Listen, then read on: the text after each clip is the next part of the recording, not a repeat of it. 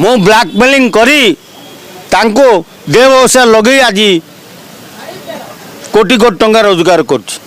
ଏମାନଙ୍କୁ ରଖୁଛ, ସ୍ୱାମୀ ପରିତମାନଙ୍କୁ ରଖୁଛ, ଗାଧେଇଲା ବେଳେ ତାଙ୍କ ଫଟୋ ଉଠାଉଛ।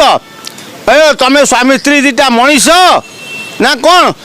ତାକୁ ଘରୁ ରାତି 12ଟା ବେଳେ କାଢ଼ିଦେଲା, ଉପାୟ ଶୂନ୍ୟ ହୋଇ ଏ ଥାନା ସେ ଥାନା ଦୌଡ଼ିଲା, ଥାନାବାଲା ବି ଶୁଣିଲେନି।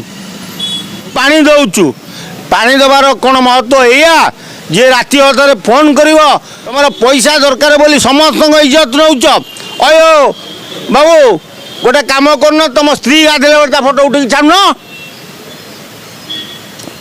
ମାନଙ୍କୁ ରଖୁଛ, ସ୍ୱାମୀ ପରିତମାନଙ୍କୁ ରଖୁଛ, ଗାଧେଇଲା ବେଳେ ତାଙ୍କ ଫଟୋ ଉଠାଉଛ।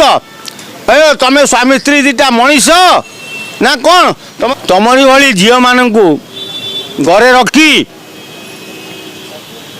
ତମେ ଗାଧେଇଲା ବେଳେ ଝରକା ବାଟେ ତମ ଫଟୋ ନଙ୍ଗଳା ଜଣା ପଡ଼ୁଛି। ଆଗ ତାଙ୍କ ସ୍ୱାମୀ ମାଇପୁକୁ ଭଡ଼ା ଲଗେଇ 2 ପଇସା ରୋଜଗାର କଲା ପରେ ରାସ୍ତା ପାଇଛି। ମୁଁ ବ୍ଲାକମେଲିଂ କରି ତାଙ୍କୁ ଦେହ ବ୍ୟବସାୟ ଲଗେଇ ଆଜି କୋଟି କୋଟି ଟଙ୍କା ରୋଜଗାର କରୁଛି। ବିଚରା ସ୍ୱାମୀ ଚାଲି ଯାଇଛି,